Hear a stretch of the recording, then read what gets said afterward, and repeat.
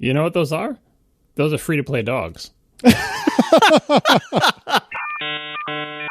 We got some feedback with regard to my maybe not. No, I guess it is definitely ailing, but we don't know why. iMac. An anonymous Apple Genius wrote in, and I'd like to read. This is pretty much their entire email. They said, I see failures exactly like the one you're describing, the hanging after waking from sleep, after swapping the stock RAM back in, not the reboots. The reboots were almost certainly OWC RAM. That do track back to the GPU for sure, but much more frequently it is just Apple not having its stuff together software-wise. Also, nothing makes me sadder than someone dropping off a machine that's experiencing an intermittent issue and it just sits there for a week running stress testing or diagnostics, and we have to give it back with a shrug when we find nothing. Or worse, when people are so utterly convinced as Marco that a problem is, quote, definitely hardware, quote, that we get bullied into replacing parts anyway for customer appeasement / theater for a failure that can't be replicated, and then have that person pick up the machine and it's still having the same issue because that issue was never the hardware in the first place. Don't jump the gun. Be sure it's hardware before you come in, and we'll be able to get it right the first time. Signed, Apple Genius. Best of luck, and don't listen to Marco. Sunglasses emoji. That is actually part of the email, which made me laugh. So yeah, so this particular genius said it could. I may not be crazy, and I have gotten a lot of feedback about the iMac, and I am happy to report that it was split about right down the middle. Half the people said I was insane for not bringing it in, and half the people said I totally feel you and you're doing the right thing. Oh, we should clarify. You know this because you made a pie chart. I did. I went full business on this because I was curious how this was going to play out. Because can I share this pie chart? Yeah, if you want. I mean, you can like Dropler it or something. Yep. It was a spreadsheet, right? You just made it. It's a spreadsheet, and then the graph is from the spreadsheet. Is it a Google Sheets thing or whatever it's called? It is a Google Sheet. Yeah. So I probably could drop this sheet in if I really felt like it, but I probably won't because it's mostly irrelevant. But suffice to say, I have tracked just line items, and I've tracked feedback as line items. I've split it into 4 categories: pro Casey, anti Casey, jokes, which at the beginning I thought were going to be far more frequent than they were. It ended up being only 3 of them. But like, oh, did you spill water on it again? Ha. And that was basically all 3 of them. And then neutral posts, which were sometimes people saying like, oh, I can understand you not wanting to bring it in, but maybe you should. Or, oh, have you tried using this memory testing tool, et cetera, et cetera, et cetera. And so it has been 49.5%, as per my fancy little spreadsheet, that have been in the pro Casey camp. And between the anti Casey and neutral posts, that's another 47.7%. So there you go. So I have to ask the obvious question, which is, has your iMac had any problems since a week ago? It has indeed, but I can explain these away as well. Don't you worry. So as it turns out, it has rebooted itself twice, but hold on. With the stock RAM in it? Yes. Hold on, though. That is because, hold on. That's because I've had power failures both times, and the iMac is not connected to my UPS. All right, well, that's not rebooting itself. That's a different thing. Yeah, that doesn't count. That's why I said it has had an issue, but it's not its fault. So that's not an issue. Well, I mean, I don't want it to reboot itself, but I mean, when the power is yanked, there's nothing you can do. So here's perhaps the best reason for you to bring this in for what may be one of several frustrating visits to the Apple Store is that if you don't, every single week on the show, me and Marco are going to ask you, that's fair. How is the, any new issues? Because it's been on kind of like a week interval, right? So every week there's a potential that something can happen. That's correct. Although like these power outages are really messing with whatever the interval was. Oh, I know. It's the worst. Okay. So a follow-up question. Because this is the follow-up section of the show. Mm-hmm. You have a $3,000 high-end computer that you use as your primary computer at home. Mm-hmm. You have a UPS. Mm-hmm. Why is this computer not plugged into the UPS? Well, so it's plugged into the non-battery portion of the UPS because the priority is the Synology and associated paraphernalia like my Eero and my router and all that other stuff. And it's not that big a deal to me if this thing just croaks while it's on, as we've already demonstrated. HFS Plus, it's a big deal. Touche. I actually do intend. It's funny you bring this up because I had intended to move it over to the battery side. I just haven't had the chance yet. And we almost never lose power here. We've just had a couple of really crummy, summer thunderstorms, and it's just so happened that we've lost power long enough for it's been more than just a flash. It's been long enough for this thing to get upset.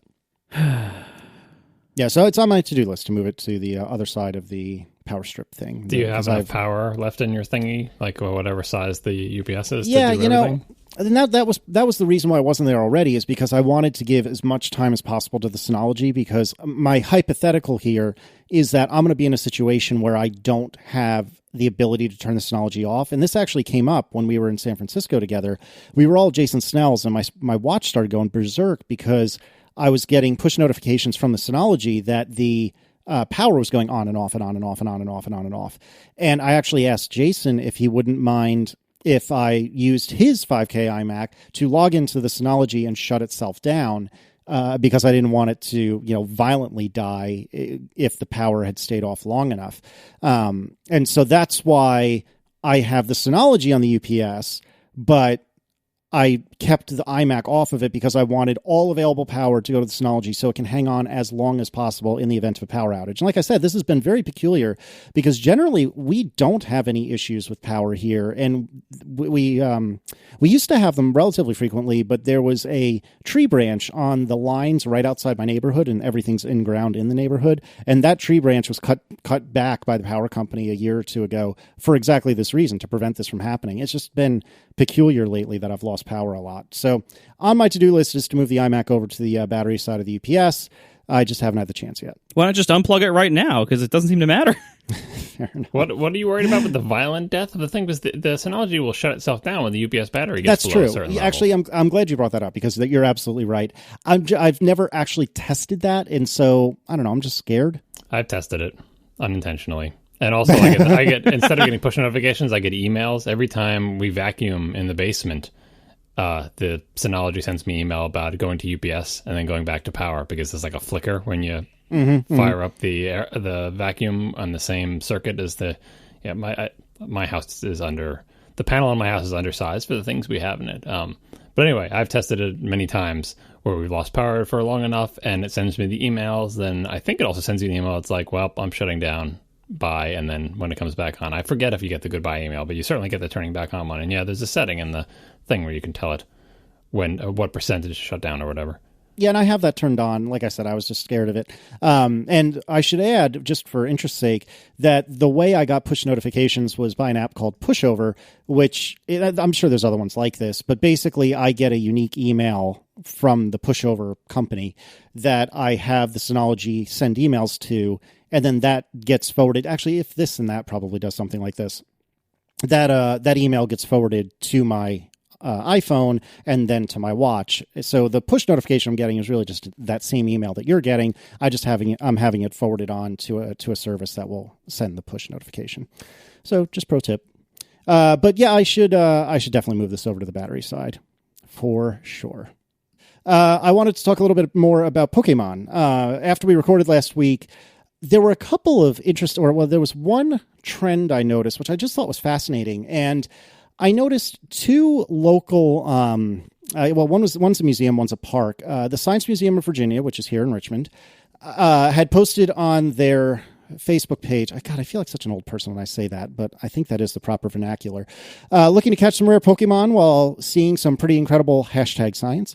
This weekend, the museum's Pokestops will have #lure modules planted to attract wild #Pokemon, while our exhibits are filled with yada yada yada. So suffice to say, the Science Museum of Virginia, had taken it upon themselves to install lures in the Pokestops or one or more Pokestops that's at the Science Museum, to try to attract people to come visit, which I thought was really interesting. And then Maymont Park, which is a park also here in Richmond, and that's actually where Aaron and I got engaged. Pokemon Go, catch 'em all at Maymont. And there's a clearly photoshopped picture of a family looking at one of the Pokemon, Pokemans, etc., whatever it's called. Anyway, the point being, they did an after-hours exclusive event where for $10 a person, you can go to Maymont Park, which is beautiful, and it's free generally, but it's absolutely worth going to. Blah, blah, blah. Join us for an exclusive after-hours Pokemon Go event as we activate lures in the app and explore the grounds in search of mysterious creatures that only come out at night. $10 a person, $5 if you're a member. Adults must accompany children ages 15 and under. Tickets are limited to the first 300 registrants. Actually, that's happening a week from tomorrow, as it turns out. So I just thought that this was really interesting that these local businesses and, museums and parks, which I don't know, have the perception of being slightly stodgy to me, even the Science Museum, have gotten on this bandwagon of getting people to spend actual money playing this game. But the money they're spending isn't on the game. It's with these venues. I thought it was a really, really clever idea, and not unique to Richmond, but it just popped up on my radar because these are local places. I thought it was cool. What do you think the chances are that the game's servers will actually, number one, hold up in that area, and number two, work properly? So, everybody would actually see the lures and everything? A week from now, who knows? Right now, the frustration in my household is the servers are always down. My wife and children have taken up the game, by the way. And what do you think, having been in the proximity of the game now? I mean, I went on walks with them. I used my wife's phone to catch some for her. She's into it. They're into it. It's a good excuse to walk around. In fact, I think they're probably still out now, even though it's dark, because the servers were down. We're all going to go on a walk to catch Pokemon, but the servers have been down until very recently tonight. So they're basically down anytime you'd want to do it. Hey, everyone's home from work. The kids are home from camp or whatever. Let's go hunting for Pokemon. And that's exactly when the servers are down. And then I guess enough kids went to bed that the servers are back up. Anyway, it's frustrating. The most heartwarming story I read about Pokemon, which is on the internet, so it must be true, is that an animal shelter had a posting that says basically if you want to play Pokemon, but you're embarrassed to let people see you playing, which you shouldn't be, but if you're embarrassed to see you playing Pokemon, come to our dog shelter. And for $5 an hour, you can rent one of our dogs and walk it. So it will look like you're walking a dog when really you're hunting for Pokemon. So here are the results of this. They now have a waiting list of people who want to pay for the privilege of walking a dog. They've made so much money on rental fees for the dogs that they've waived the adoption fees. When people renting dogs are out walking, they post pictures of themselves playing the game on Facebook and Instagram. People are then coming to the shelter asking to adopt the specific dogs they saw in the pictures. On at least 2 occasions, people have called the shelter and said, hey, I didn't think I really wanted a dog, but me and this dog get along really well, so I'm not bringing him back. And this shelter currently has no dogs available to rent, and there's a waiting list because all the dogs have been adopted. They're bringing in dogs from other shelters. That's amazing. Oh, that's great. Even if that's only half true, that's still great. And I hope it's all true. Yeah, I completely agree. The idea, the best part of that, again, if it's true, is that instead of paying people to walk, the shelters, we have all these dogs and we don't have enough staff members to walk them. Maybe we give people a couple bucks, they would walk. That's reversing the cash flow. Come to us. Pay us to walk our dog. It's usually begging for volunteers to come do it for free. Right, and that all the dogs get adopted away because of the magic of social media. The dog shelter is empty, and they have to pull from other dog shelters. Well, it's also so often people come up with the idea, wouldn't it be great if you could rent puppies? And puppy rental is a really cool sounding idea for about 4 seconds until you think about the reality of what that business would actually be like, and you're like, oh, that's horrible. But grown dog rental from a shelter where these dogs have nobody else and really need people, that flips it around completely. That takes this great sounding for a second but ultimately terrible idea and makes it into something endearing and positive and overall pleasant. I honestly really hope it was real. I have my doubts, but I really hope it's real. You know what those are? Those are free to play dogs. Because you can get the dog for free because then you know what? I really like this dog. I want to adopt it. And then you've essentially done an in-app purchase for, a dozen years of paying for vet bills and dog food and all the other things you have to pay for. It's free to play. It's free to walk the dog, but it's a trap because they know based on human nature that dogs are adorable and people are going to fall in love with them and then they get the big bucks. Yeah, and the final delightful thing is that apparently this bubble has boosted Nintendo's stock price so much that their market cap is now bigger than Sony. Oh, that's goodness. So I do wonder, do you guys think that Pokemon Go is actually going to still be relevant even in a week? Basically, to what degree do you think this is just a big spike followed by a big crash because it's just a fad, or do you think it's going to actually stick around as a game people play for a pretty long time? Well, that was my question last week. It was like net new trainers, because Pokemon has always been popular. Every time a new Pokemon game comes out, all the people who are rabid Pokemon fans who buy every single game buy it. The question is, how many more of those people does this make? Because, yeah, there's going to be a drop-off of like, oh, I played this when it was really popular, but I wasn't into it enough to become a dedicated fan of the franchise. So when the next game comes out, you see how many of those people come back. And I think it has to add more fans, like just because it's got so much exposure to people who've never played Pokemon games before, it has to add more.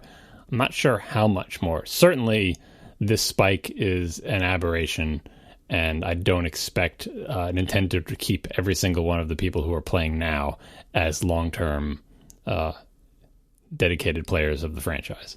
To put things in perspective, I think as recently as a couple of weeks ago, I was visiting with my parents and they were still playing Words with Friends. So, I mean, these things can be sticky. And I think this is going to be, at least in part, a flash in the pan. But I think given the Pokemon, the backstory and how many people have enjoyed it so much in the past, I think it'll be a lot stickier than most of these other things. Like, for example, Draw Something, which was, oh, this is amazing. Okay, nobody cares. Yeah. Draw Something is a higher bar to entry, but like your parents still playing that same game is not really helping the words. It's not really helping Zynga or whatever, unless they're dumping more money into it, right? The whole question for the games like Pokemon is, when we come out with the inevitable improved sequel, will you do that one too? And also, like I said last week, have you ever put any money into this, or is all your money going to rent dogs to walk? like where is the money going? Like, obviously there are people who are putting money into this game. It's going to make money for all the people involved, but the money is coming from a small number of people who spend a lot, and almost everybody else, it seems like, are spending nothing. So far, no one in my family has spent anything either. Yep. I'm really fascinated by the way in which the real world and the this electronic, this entertainment world have collided. And there's been some crummy stories coming out of it because humans are terrible, but I've thought it was so neat, and I still think it's so neat and such an interesting investigation into how these things kind of come together, and an interesting case study, if you'll permit me to use that terrible business term. It's just been fascinating to watch. So, very cool stuff. Our first sponsor tonight is Betterment. Go to betterment.com/ATP. Betterment is investing made better. Now, it's never too late to start saving for retirement or your other financial goals. And the financial services industry has embraced technology with the entry of automated investing services. Now, investing can often bring very high fees and a lot of complexity and having to go meet with people. With Betterment, that's all out the window. Betterment is the largest independent automated investing service out there.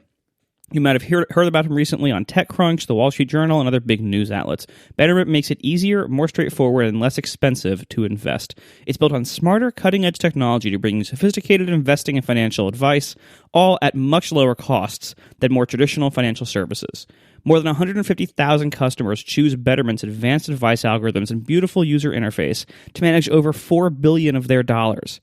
This is the perfect time to get started with Betterment right now, today, and start saving for your retirement or other financial goals, because ATP listeners can get up to 6 months of no fees whatsoever. And by the way, their regular rate's pretty great, but it's up to 6 months of no fees by going to betterment.com/ATP. That's betterment.com/ATP. Betterment, investing made better. Softbank, which is a Japanese company, are they a cell phone carrier, or I don't know much about them? They're like a holding company, I think. They're a telecommunications company. They do have like a cell phone wing. Okay, well, regardless, they have bought ARM for $32 billion. Haven't bought, want to buy, are in the process of trying to buy. I think the deal is not yet finalized. What do we think about this? I'm not so much interested in the details of like ARM or the history of ARM, especially, you can read a lot of stories about its origins with the Newton and where this whole effort came from and all that other business. I'm mostly interested in terms of thinking about how Apple implements its famous we want to own and control the major technologies, and I forget whatever that Tim Cook quote is. Like they want to own and control the technologies that go into their products, right? They do that selectively. Like they do it according to their own definition. So I was thinking of an example. They don't own the companies that make the really tough glass that goes on top of iPhones, right? They don't own Dow Corning or whoever makes like the Gorilla Glass or the variants or whatever. They don't own Foxconn or the companies that assemble their products. Are those the core technologies or whatever the specific wording was used in that quote? I guess not, right? They do own the operating system. They do own like the hardware designs and, the whole like the product and all the other stuff.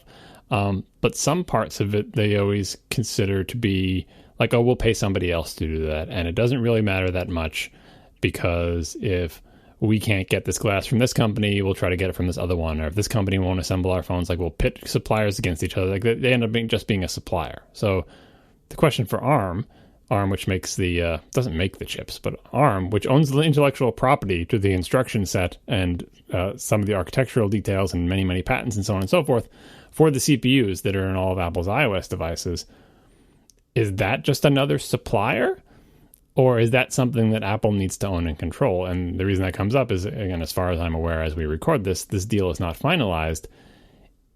Should Apple be concerned that some company that's not them and is not whoever, the current ARM, people who are running ARM, is going to buy the company that I feel like, not that they rely on, but that is an integral part of their most important products? Should they care? Or they're like, oh, well, whatever, you guys do whatever you want as long as you continue to give us the ARM architecture license that lets us essentially build and design our own CPUs with your intellectual property at its core, we're fine. I don't really care who owns ARM. Or should they be like, someone get out the checkbook, we've got $32 billion between couch cushions, we should just outbid them? It's hard to say without the details of the deal that they have with ARM, but this intellectual property is super, super important. I mean, this is what all the A-series chips run on, right? So I'm so torn. I would say it is not important for them to own ARM as long as they have as close as they can get to an in perpetuity license for whatever IP they currently have. I mean, and there's also if you look at what Apple buys and what they don't buy, they tend not to buy component manufacturers that also supply the entire rest of the computing industry with parts. So they don't buy Intel. You don't see them buying AMD or NVIDIA. They don't buy a flash RAM manufacturer or attempt to buy Samsung because half their components come from Samsung. There are lots of these, component suppliers that make all sorts of, parts that go in multiple kinds of computers or phones or whatever else, not just Apple's. And Apple, you could make an argument that Apple should maybe buy Intel or something like that. If we ever talk about the Mac lineup being so stale, again, this episode, because we talk about it every episode because it's a really big problem, you could look at that and be like, well, maybe Apple should just buy Intel and run that company, in their own interest. But, there's a reason why they don't. There's lots of reasons why they don't. First of all, Apple tends to not buy companies that large because they tend not to need to. I would imagine they have some kind of deal with the ARM license that they have because they have a special license to be able to do their own chip designs with that. I don't know the details of that. We'll probably hear about it from our readers, but basically I would imagine they have ways to not get locked out of that forever, so they kind of don't need to buy ARM. And if they did ever try to buy one of these companies that also supplies the rest of the industry with major important parts, like Intel or ARM, there would probably be regulatory issues with that. That would probably not be great for them with the Justice Department and with the FTC maybe, or whoever does that kind of regulatory management. There would be political problems with that. There might be justice problems, antitrust problems. So there's lots of reasons for them not to buy these companies that also supply everybody else with stuff.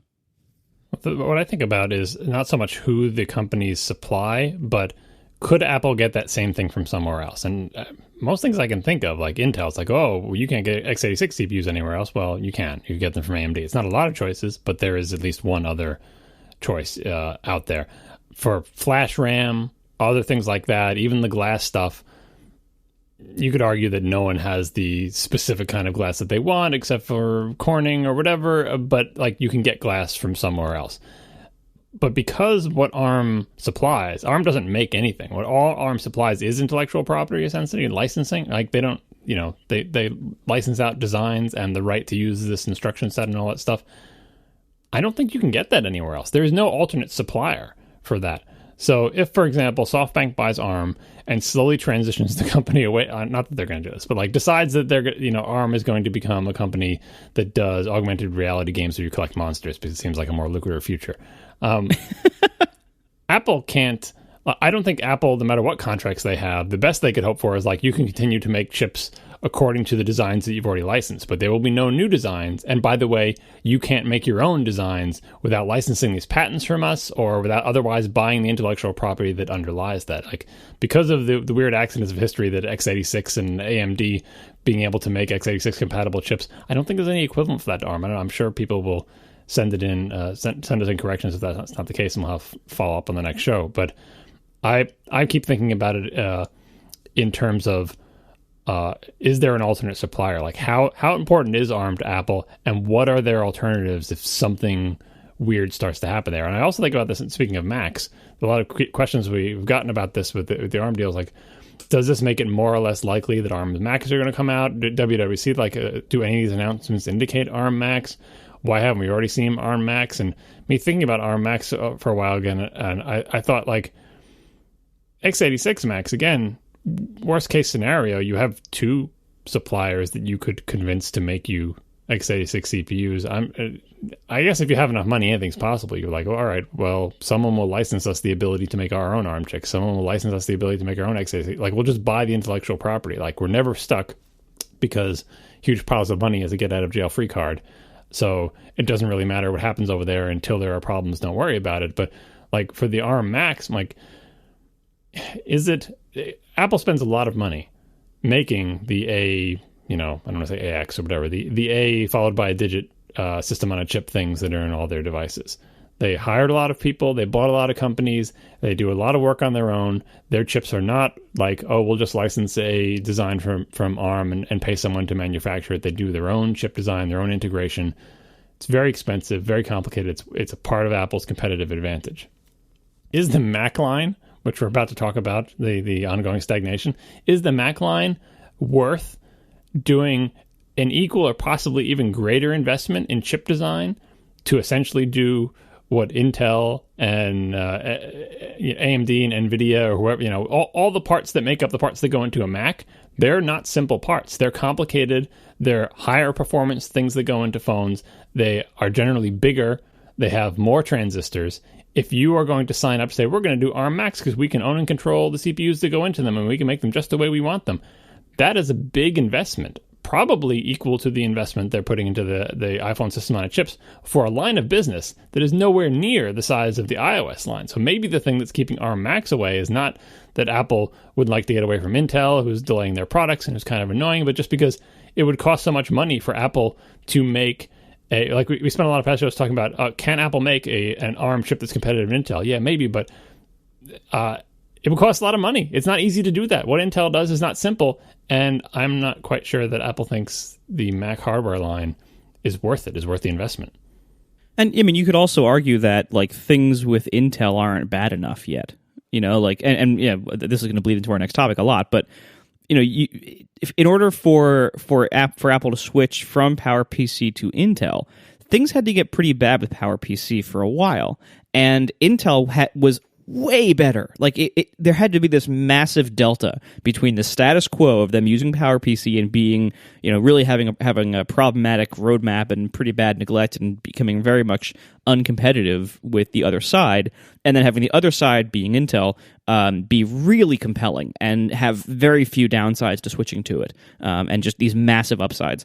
And I think right now, if you look at what they have with Intel versus what a possible future with ARM Macs would be, I don't think the delta between those two is nearly as large as it used to be, between PowerPC and Intel. The delta now is like, well, Intel is really slow to make new chips, but their chips that they do release, mostly, are really good. Like there are occasional problems, but for the most part, like they are very competitive. That's one of the reasons why Apple doesn't use AMD CPUs. As they could use, what are AMD CPUs even called these days? Are they still Opterons and stuff, or?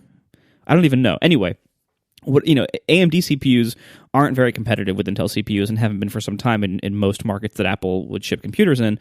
Intel CPUs are just really good. yeah, they have dramatically slowed down their rate of improvement and new releases, and all these new releases always keep getting delayed and everything. But they still use them because, for the most part, they're really good. And it's using all these proven platforms. As John said, like all the parts that go into a full computer. I mean, yeah, they do some degree of it on the phones and on the A series system on chips there. But like computers have all these different ports and standards they have to do and everything. On a phone, Apple can't delete ports fast enough. Like they're just, oh yeah, we started out with 2, we're gonna have 1 now. Like, oh, and it'll be ours that we design. Like, computers have to have like 4 USB ports and have all these video out standards and all this. Like, computers have to have. I mean, well, most computers. I guess the MacBook One doesn't, but most computers, you have to have all these standards that the computing industry uses. You have to all these like disk interfaces and I/O interfaces and all this stuff that you don't really have to think about much when you're just designing iPhones and iPads because they don't use them, or they don't need to interoperate with most of these devices. So there's all this stuff that like a computer needs, and all this competitiveness that Intel offers. That the difference between Intel now having a slow release cycle, but providing quite a lot when they do finally release it, versus what you'd have to do to build up an entire computer line using ARM CPUs. The amount of work on that other side is so tremendous. And the gain probably wouldn't be that big. Yeah, and on top of that, I feel like Apple and Intel have at least an okay relationship, right? Because it wasn't that long ago that I think it was the first MacBook Air, Intel created like this completely one-off chip, the CPU for the MacBook Air. Am I crazy in thinking that? Do you remember this? Well, it was a one-off packaging. They didn't like create a whole custom chip design, but they created a custom socket and like package for the chip to make the whole socket small. Sure, I still count it. My point is just that they were able to ask Intel or tell Intel, whatever the situation may be, hey, we need this thing completely custom to us. We're cool, right? And turns out they're cool. And Intel did it, and everyone was happy except the people who bought that MacBook Air because it was a total turd. Hi, Marco. But I don't know. I think the question is, as we've been dancing around, is this hardware stagnation that we really need to talk about again? Because we do need to talk about it. Is this hardware stagnation really Intel's fault, or is it Apple's fault? Before we move on to that, a few more points on ARM versus Intel. Like we've talked before about like the performance delta and how it needs to be big enough to be worthwhile. And then in past conversations, we also brought up this point, which I'll bring up again, which is really it's not about the performance delta. The reason Apple will be doing it is for increased control. So I think the real question to ask, other than the cost thing, which I just brought up, for ARM versus Intel is how much more control does moving Macs to ARM give Apple than it currently has with Intel? And as Casey just pointed out, it's a pretty high bar because it's like, well, if Apple did their own chips, they could control everything. They would control the schedule, they would control the features, they would control everything that they possibly do.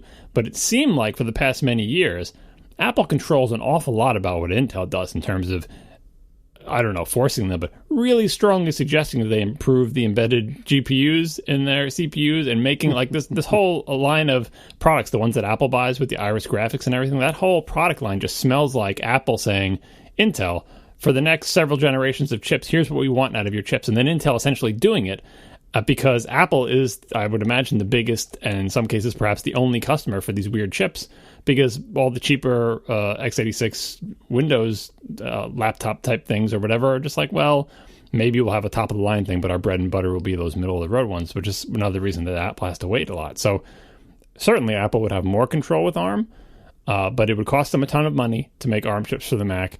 And Intel, thus far, seems pretty willing to do essentially whatever Apple wants with the chips. It's just a question of delivery. And Apple could say, well, the increased control we would have is even though Intel is pretty nice to us and we have a good relationship and they're pretty much willing to do the kinds of things we ask for, they take a long time and sometimes they screw up, and we feel like if we did it ourselves, we would do a better job. And the second aspect of this is like, for the performance delta and waiting for things to catch up, another possible strategy, again, possibly mentioned on past shows, is you don't have to worry about it costing so much money to make an ARM chip for your Mac.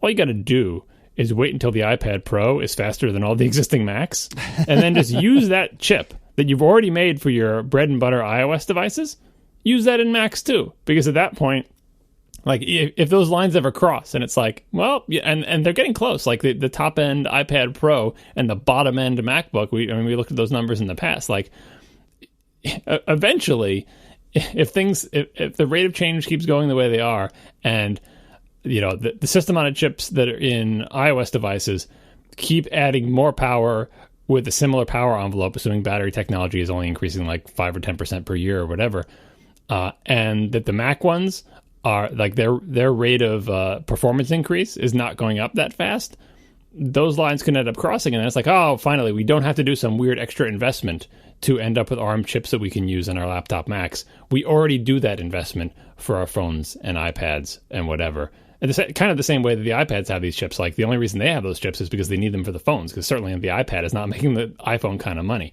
So the rising tide of the iPhone is like anything developed for the iPhone that is possibly useful elsewhere, even if slightly modified, you get a lot of bang for the buck by reusing that huge investment.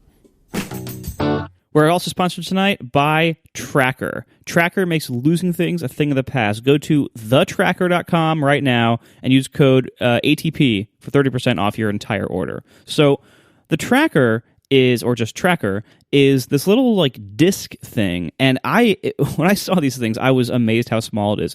It's this little coin-sized device, and you can attach it to keys, wallets, bags, computers, any kind of object that you might lose around the house often. You can just attach it to it. You connect it to your smartphone, and then you can find the location of the object that you attach the TrackR to with the tap of a button on the phone. It's very, very easy. And it goes the other way too. If you find the TrackR object and you can't find your phone, you can push the button on the TrackR and your phone will make a noise to let you find it, even if your phone's on silent. Now, this is a really cool device. You will never lose anything again. You can, again, attach the TrackR to so many different objects. Keys and wallets are like the obvious one. Bags, computers, if you like lose your backpack or briefcase or whatever that you're trying to run out the door. There are so many reasons to have this. Or if you just misplace your phone all the time and you don't want to have an Apple Watch, you have a TrackR in the house and just hit the button, your phone beeps. So easy. They've sold over 1.5 million of these things so far. They have the largest crowd GPS network in the world, so your lost item can even show up on a map, even if it's miles away. So, never lose anything again with TrackR.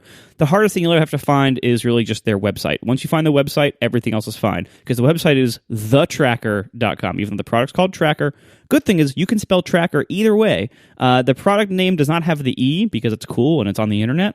But if you spell it with the E or without the E in TrackR, either way, the domain works. So go to thetrackr, that's THE, tracker.com, and enter promo code ATP for 30% off your entire order. Once again, it's thetrackr.com right now, and enter promo code ATP for 30% off your order. Thanks a lot to TrackR for sponsoring our show. Never lose anything again. So Mac Rumors has a really lovely buyer's guide where they go through the hardware in all the different hardware lines, product lines, and they say, hey, you probably shouldn't get this right now because they're probably going to release, Apple's probably going to release a new one soon. And so, coming up on the fall, as we are, the iPhone, for example, is labeled as caution.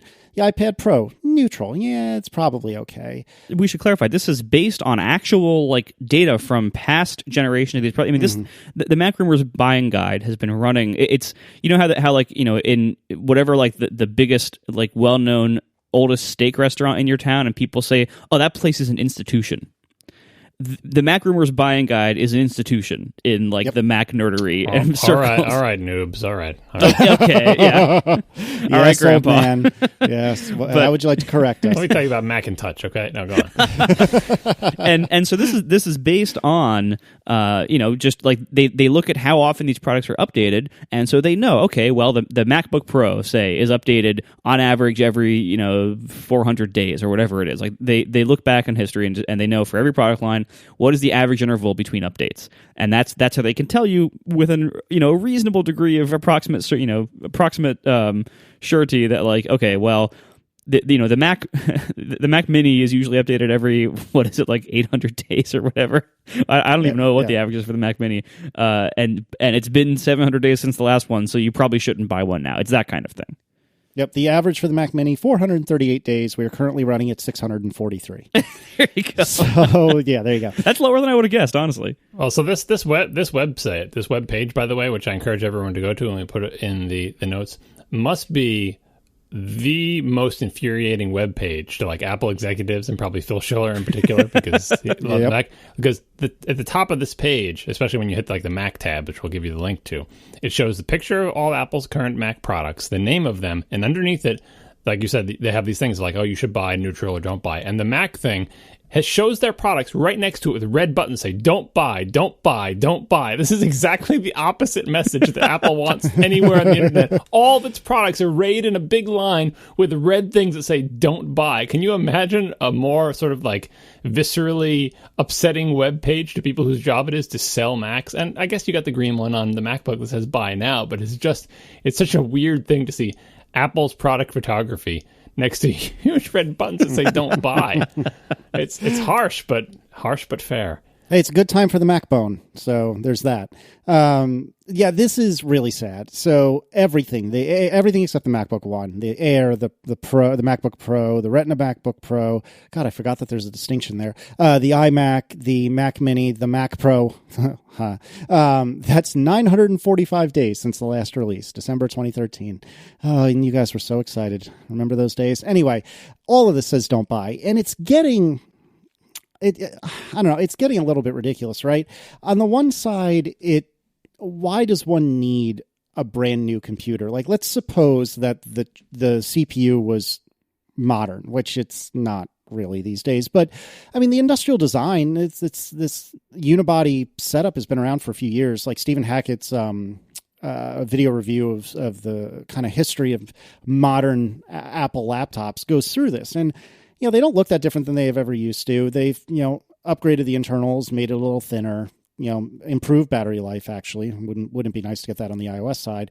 But, what do you really need from a brand new computer? Like, if it wasn't for the fact that these chips are all getting a little bit long in the tooth, I don't think this would be that egregious. I'm not looking for a brand new form factor in my work MacBook Pro. Now, remind me of that when they do something amazing and I must have it. But in like 2 months. Yeah, exactly. But I tell you what, man, this is sad times, and it's gotten to the point. I mean, looking at these numbers, 281 days, 428 days, 499 days, 643 days, 945 days. Like, these, we're measuring in years. It's unreal. Like, what are they doing? How is this okay? To some degree, this isn't just like Santa Claus, like, Santa, Apple, we just deserve new things because it's time. There has to be something that they update the internals to, like, and so you have to, again, look at that supply chain, look at Intel, especially, because that's where a lot of this is based. And you have to say, all right, well, is there something else that they could be updating to that they're just not? Like, Apple doesn't just arbitrarily decide, you know what, next month we're going to give them a MacBook Pro update. It's based on the schedules of the components that go into it and what they could update the components to. In recent years, Intel has had a lot of problems and delays getting their new stuff out, and so much of this is based on that. And we've talked about this before, so I'm going to try not to repeat too much ground here. So a lot of these things are just the newest Intel chips are what's holding this up, and they aren't available yet, or they're not available in quantity yet, or the ones that Apple would use aren't available, even though the rest of the family might be. And that's the case with a lot of these.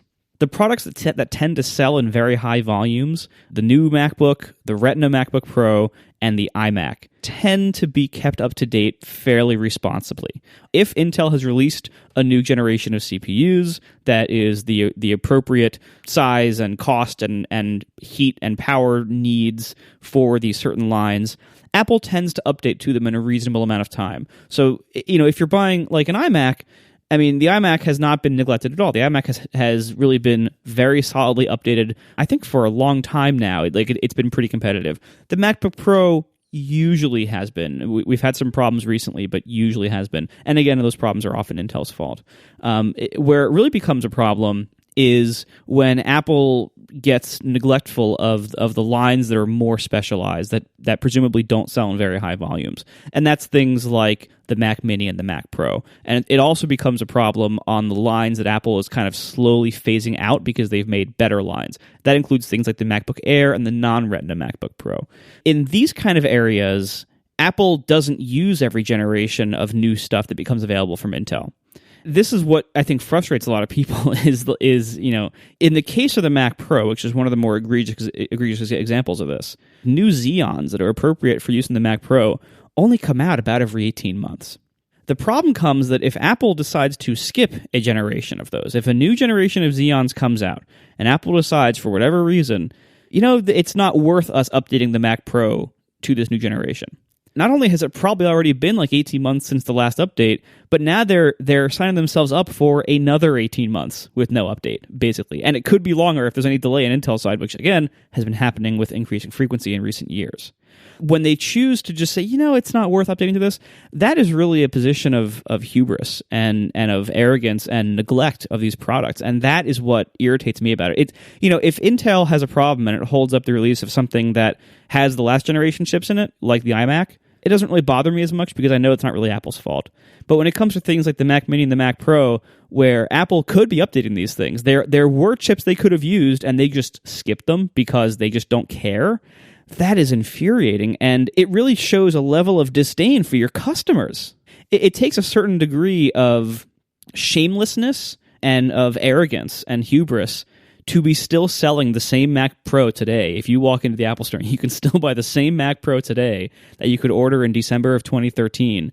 The price is exactly the same. The configurations are exactly the same. There have been no new options for this computer that you said we're betting the future on high GPU power, and then we're not going to update the GPUs for 3 years or make them upgradable aftermarket. You finally got to my pet issue. You keep saying, there's no new CPUs. Who cares about the CPU? There are new GPUs every single year. There are new GPUs. So if you're going to you would update it, but there's no new Intel CPUs. First of all, you can upgrade to higher clock speeds. Even though there's no CPU designs, maybe it's easier to get the ones that are binned for higher clock speeds. And second of all, almost every year, you can upgrade GPUs. But that doesn't even count. Like, it's not even a consideration. And that, like, you're right, it's the most absurd on the GPU-festooned Mac Pro machine. Right. But I think it's also absurd on just every other line of computers. Like, even if there is absolutely no new CPU, either lower the price or put a new GPU in it or update the chipset from, in the olden days, USB 2 to 3 or 3 to 3.1, or like, there are things that you can do. I mean, if you want to see the things that you can do, what can you do to update a computer that often? Just look at every single PC manufacturer. They always find some way to bump the specs little by little. I'm not saying Apple should do it like what Dell does, but the idea that there's nothing you can improve in the hardware if Intel doesn't release a brand new CPU design, either a shrink or a new architecture, I don't even buy that. But I'm willing to accept that cadence if the CPU cadence is reasonable. But once the CPU cadence starts going out 18 months, like I said, for the Mac Pro, not only should you not skip generations, you shouldn't even wait for the next generation to give it bumps. Exactly. And especially for a machine where you're going to say this is all about GPU power and you're going to design it to always have 2 GPUs. You're not even going to allow people to buy 1 GPU, and you're going to put in these kind of like half covered on asterisk workstation class GPUs on them. And then to not update the GPUs for 3 years and still be selling them at the same price and to not make them upgradable. Like, if you're really going to say the Mac Pro is all about GPU power, they have to be upgradable aftermarket, period. And if for some reason you really insist on making them not upgradable, you have to be updating them on a regular basis every 9 to 12 months. Like, there has to be a GPU, because that's what's competitive in the GPU world. And for that not to be happening on the Mac Pro, Phil Schiller stood up there and told us about his ass innovation.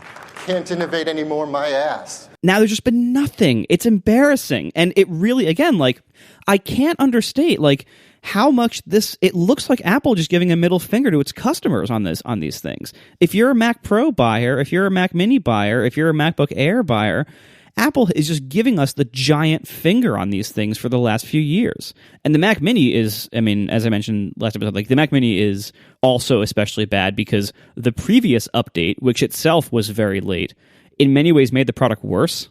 So, like, if you actually measure by days since the Mac Mini has gotten universally better, it's a much longer number.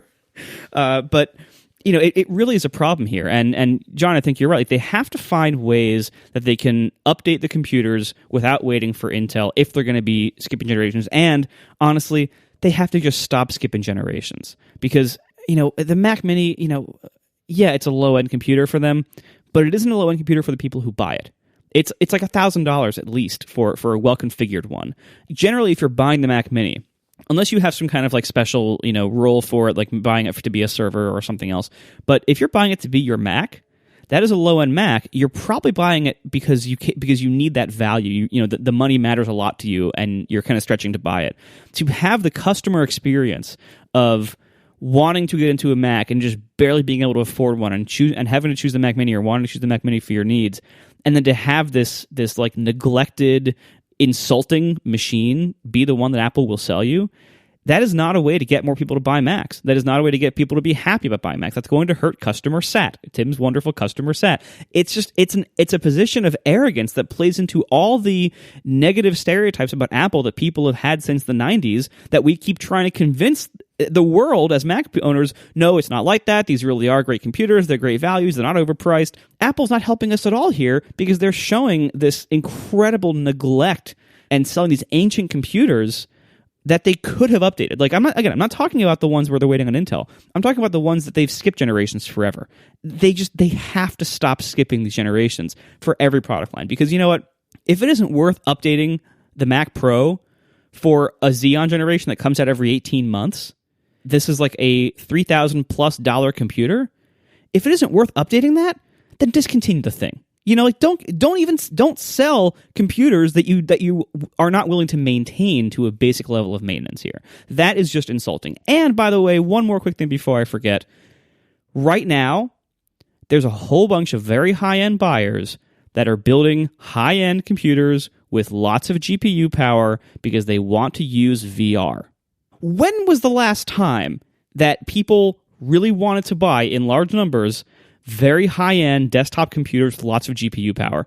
I mean, yes, there's always been PC gamers, but that's always been a pretty narrow market relative to the entire, PC market as a whole. Right now, there is a surge of people who want to buy high-end desktop class hardware and big GPUs. And Apple is completely missing out on this. Some of those people might have bought Mac Pros if they were competitive, but they're not. Apple's totally missing out on this wave of people buying high-end stuff. And yeah, their numbers might not be very big, but they're very, very profitable. This market is extremely profitable.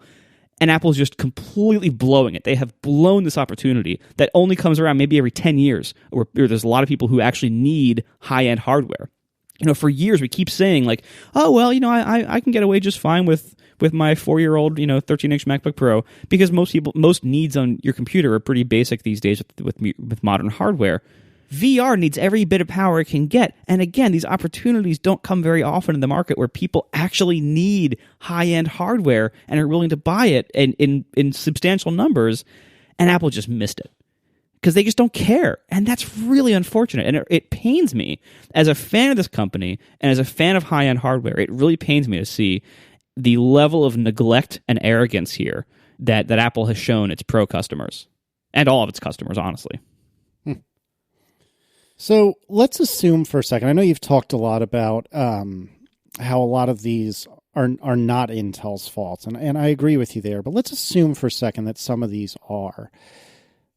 Don't you think, let me change how I phrase that. Isn't there a way that Apple could kind of hint subversively, could kind of, do one of their people familiar with the matter told the Wall Street Journal that this is all Intel's fault? Like, why isn't Apple some way somehow blamed Intel for this? Even quietly, if that makes any sense. That's not something that Apple does. It's not an Apple move in general. Like, if they have problems with suppliers, which they have all the time, they find alternate suppliers, but they're not going to throw the suppliers under the bus. They don't even want us to know the suppliers exist. And yes, we all know Intel exists, but if it was Steve Jobs, maybe, and especially if they had a new supplier lined up, like as soon as they switched to Intel, then it was all about throw PowerPC, IBM under the bus. But right up until that point, it was like IBM, G5, everything is great, and they're going to have it in 3 gigahertz in 12 months or whatever that promise was that he made on stage. It never happened. I really don't think it's an Apple style move to shift the blame. Apple accepts responsibility for, like, they're the ones that control their product lines. They're not going to blame a manufacturer. Even like, remember whatever that quartz plant was that was supposed to make them quartz things for some reason, and that whole thing imploded and it went bankrupt or whatever. Sapphire, or Sapphire, or whatever. That happened, and we know about it because it was public news. But it's not as if Apple is putting out it's not an Apple move to put out a press release that blames other companies for Apple's failure to deliver its products. The closest you'll get is, thoughts on Flash, where it's like, well, we ship products. Like, this isn't stopping us from shipping a product or changing our products, but we think this technology is crappy for everybody. I think that's the closest I've seen in the modern, Apple era. Well, and also, Apple is not going to want to admit in any kind of public way, even if it's through unofficial channels like that, they're not going to even suggest the possibility that the Mac line is old and stale and it's a problem. They don't have those status bars on their website that says, hey, how long has this? And that's the worst. We know, it's a smart move. It's an Apple move to not drop the price on your products because it's all about perceived value. Not dropping the price for the whole year, that's what separates, Apple from Dell. Dell, if they're making the same thing and there are cost of goods savings, they will lower the price to get more enterprise sales and whatever, blah, blah, blah, and Apple won't, right? Not dropping the price for 3 years is who are you kidding now? That stops being, we're preserving value, and it starts being just, like Marco said, punitive to your customers, and you're not fooling anybody. No one who knows anything thinks that 2013 Mac Pro that they're still selling for the same price is worth anything close to that price. It is ridiculous. I'm very curious to see what happens this fall, because all signs are pointing to this fall being when they right these wrongs. I can't imagine the complete meltdown that all of us are going to have. I would say the pundits, but I think we will all melt down. The three of us will, if there's either nothing new or extremely underwhelming things this fall. On the flip side, is all forgiven if something at least moderately exciting happens this fall? I mean, we all have very, very short memories and even shorter attention spans. If they do this fancy function row OLED screen thing that was talked about a couple of months back, or something else that's new and fancy, or are they forgiven? Is that it? We're done? We're good here? Yeah, it depends on the product line that they do it to, and whether that's the one you've been waiting for as a customer or not. By making a major upgrade to the MacBook Pro, that's good. They should be doing that. The MacBook Pro is probably one of their most commonly selling models. Certainly, it's probably their highest profile model, or the most common model among high profile buyers. The MacBook Pro is a very important product, and that's great, and they should be on that. They really should. But if you're one of the people who's been sitting around waiting for a Mac Pro or Mac Mini or MacBook Air update, then that's not going to be very satisfying to you, because it's like, well, okay, that's nice. MacBook Air maybe not as much, because the new one is probably going to be closer to it in size and weight. But if you're a desktop user, you're sitting around waiting for a Mac Mini or a Mac Pro, whether they update the MacBook Pro or not is not incredibly relevant to you and how happy you are with the lineup. And by the way, I would expect neither a Mac Mini nor a Mac Pro this fall. Mac Mini simply because they don't care, they hate their customers. Mac Pro because it's falling inconveniently between Broadwell E and Skylake E, and I think they've waited this long, they're probably going to go straight to Skylake, which is not a bad plan. If there's not a Mac Pro out now, with Broadwell E, then you might as well wait for Skylake E, because it's a major upgrade, and you already missed the Broadwell wave, and what they should be doing is releasing them every generation. But if you're gonna If you find yourself in late 2016 and you still haven't made a Mac Pro update, don't make one now with Broadwell. Make one with Skylake. I wouldn't give that advice, because talk about what case you're saying, it's all forgiven. I think it's a lot more about regaining trust, and what would make what would bring some trust back is not just saying, oh, hey, we finally updated the MacBooks, because they're going to, right? And it's going to be good, and people are going to buy a lot of them, and everyone's going to be happy. They're going to do that, but that doesn't regain any trust, because what you're looking for is a new pattern of behavior, not merely, oh, we didn't update these computers for a really long time and everyone was sad, but hey, here's a new update, everything's great. It's what you want to see is a new update followed by another new timely update, maybe followed by another one, and then you would have your faith restored. And to restore faith in something like the Mac Pro situation, I think what you'd have to do is, at the very least, put out a new Mac Pro with the same CPUs but better GPUs, or put out a Broadwell eMac Pro that you already spent time developing internally, even though you're going to replace it with a Skylake, and also in the Broadwell E1 have new GPUs. And it's whoa, that's such a big change. You can regain that trust as quickly as possible by saying, Broadwell Mac Pro with new GPUs, Skylake Mac Pro with new GPUs. Those two releases would be oh, hey, I guess Apple's updating this computer again, and now it's safe to buy, and it's no longer embarrassing. And that's such a turn from their current thing of like skip a generation, maybe skip one more because by this point the new ones are going to come out. It's like you can always say it's like we've waited so long. That's a good point. The new ones are going to come out too. And it's like, well, the Skylake ones, we're not really ready to do that now. Let's work on those. And then you're working on the Skylake one. It's like, well, maybe wait another year for Thunderbolt 4 to come out. It's like you can always wait. You have to release new versions of the product. And the way to regain trust is to show a new pattern of behavior, and one data point does not make a line. You need to have multiple data points to say, not only have they revised this computer again, but because if you were to tell them new Mac Pros are going to come out at the beginning of next year, and there won't be another new Mac Pro for 3 years, would you invest in this line of computers? It's like, well, I don't want that cadence. I don't like that. Even if I buy all my computers now, like if I get a new employee in a year, do I have to buy them a year-old Mac Pro? If I get a new employee in 2 years, do I have to buy them a 2-year-old Mac Pro? Like, the 3-year cadence is not acceptable, so they have to establish a new pattern of behavior. And the way to most quickly establish a new pattern of behavior is rapid-fire releases. And for the Mac Pro, it's right in front of them. New GPUs, Broadwell, then Skylake, and new GPUs and all those things. You could do 3 new revisions of the Mac Pro between now and the Skylake one, and that would go a long way to show. I mean, that's kind of ridiculous, but that would go a long way, although Dell would do it, to showing that you are dedicated to this product line again. And for the other ones, because they are kind of like on an annual cycle, like the Mac Mini has never had the trust, so you're not losing the trust there, other than the crappy revision that took away the cores, right?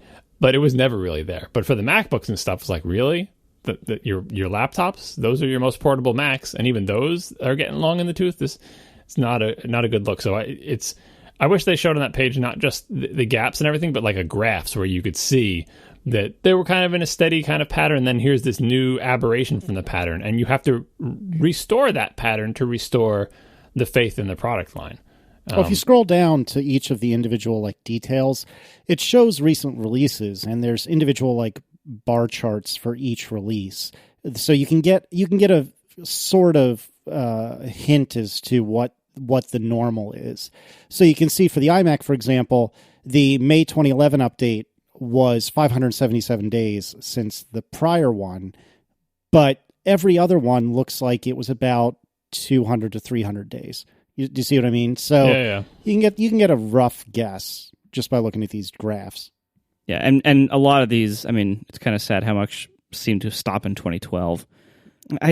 This makes me so sad. It honestly, like, I know it's kind of improper to talk this simply and broadly, but it looks like Tim Cook just doesn't like the Mac very much. And I hope that's not it. I hope that's not the reason for all this, and I hope that's not true. But that's how it looks. It looks like Tim Cook doesn't care about the Mac.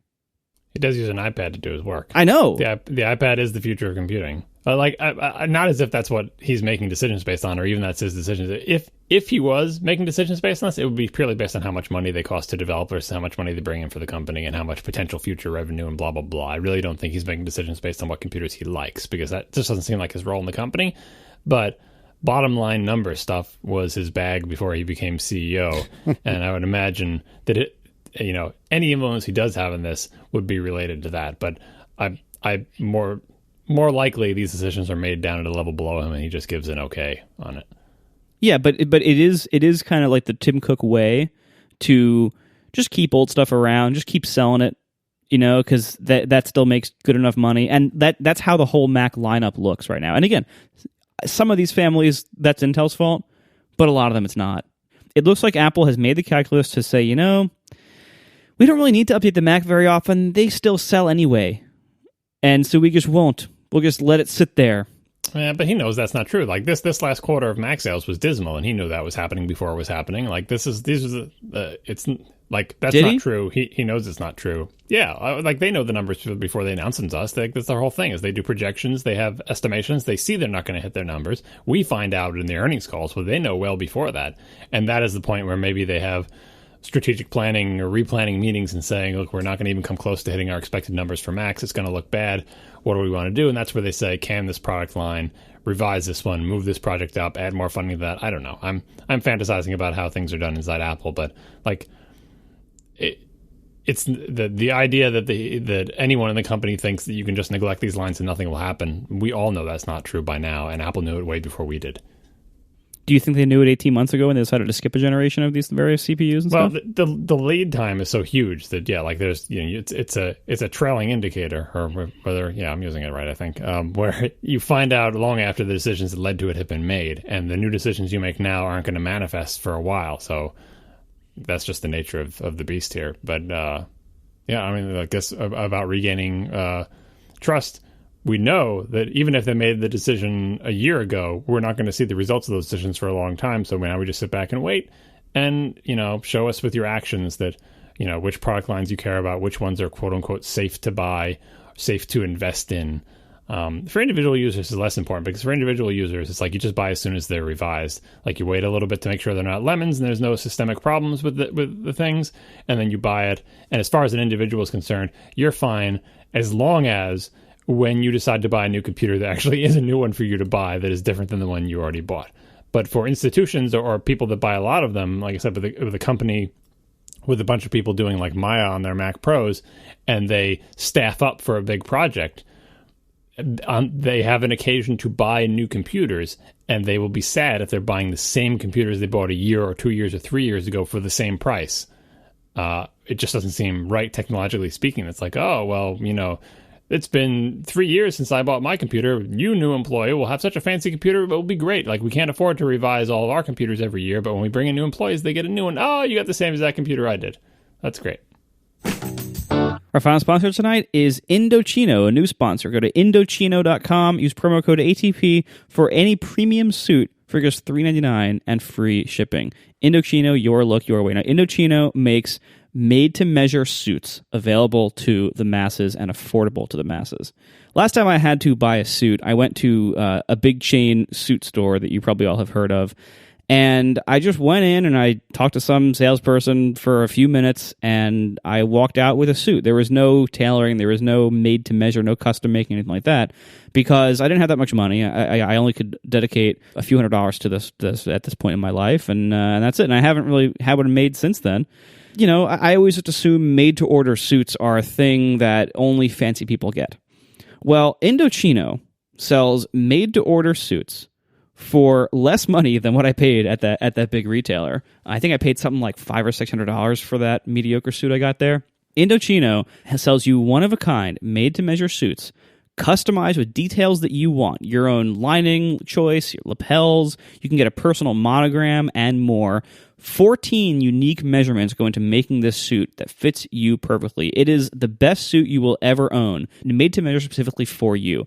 It's so important to get suits that fit you right, because when they don't fit you right, they don't look good. You don't look good in them. They look all sloppy or baggy in weird areas or tight in weird areas. It just doesn't look right. When you look good in a made-to-order suit, you feel more confident, and you have this great one-of-a-kind suit that fits you perfectly. 100% merino wool for these suits, and they also have dress shirts and men's accessories, and a money-back guarantee if you don't like it. Now, on the price. That suit I bought at the big retailer was about $500 or $600. Go to Indochino.com, use promo code ATP. You can get any premium suit for just $3.99 with free shipping. So it's even cheaper than what I paid at the big box store for a way worse suit. Go to Indochino.com, use promo code ATP for a custom suit for $3.99 with free shipping. Indochino, your look, your way. I have a question specifically for Marco. You had written probably like a year ago a tool that will take several audio files, say from your co-hosts and your own, and stitch them together, or not stitch them together, but line them up so we're not on different parts of the episode at the same moment, right? So yeah, they're synced up. Sync them up time-wise. I was thinking about this a week or two ago. How the hell are you doing that? Because we don't all hit the record button at the same moment.